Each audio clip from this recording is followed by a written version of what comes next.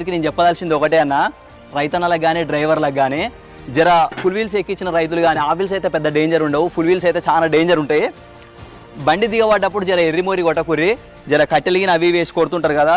ప్రతి సంవత్సరం మనం చూస్తూనే మనం ఎంతమంది రైతులు చనిపోతారో.